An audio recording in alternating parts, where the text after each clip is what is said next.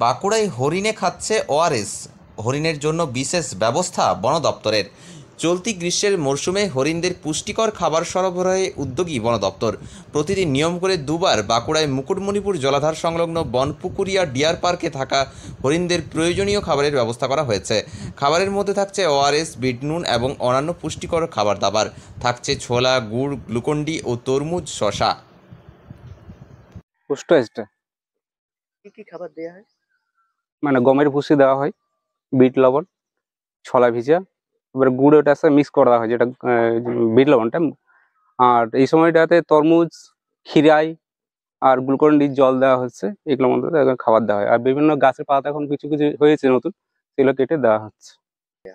সকাল 8টা আর বৈকাল 4টা, দুটা টাইমের মধ্যে খাবার দেওয়া হয়। বন দপ্তর সূত্রে খবর, বনপুকুরিয়া বনক্ষেত্রের পরিমাণ 403.18 হেক্টর। তার মধ্যে 44 হেক্টর জমিতে গড়ে উঠেছে হরিণদের অভয়ারণ্য বনপুকুরিয়া ডিয়ার পার্ক।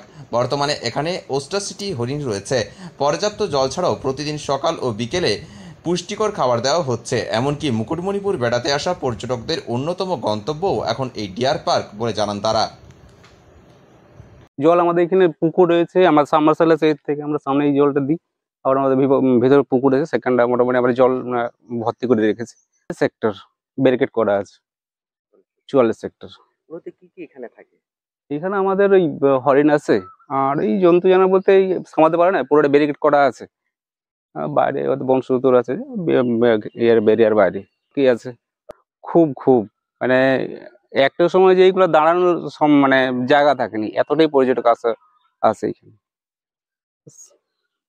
আমার না রামচন্দ্র সিং, জু কিপার।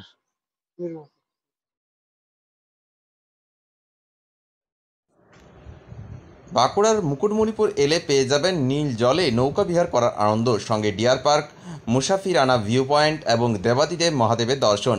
এছাড়াও জঙ্গল বেষ্টিত রোমান্টিক রাস্তা তো রয়েছে। তাহলে আর দেরি কেন, এই গরমের ছুটিতে চলে আসুন মুকুটমণিপুর। বাঁকুড়াতে ক্ষুদ্র থেকে মাঝারি প্রাণী দেখা যায়, হরিণ তার মধ্যে অন্যতম। এবার হরিণদের ভালো রাখতে বন দপ্তরের এই উদ্যোগ সাধুবাদ কুড়িয়েছে সাধারণ মানুষের।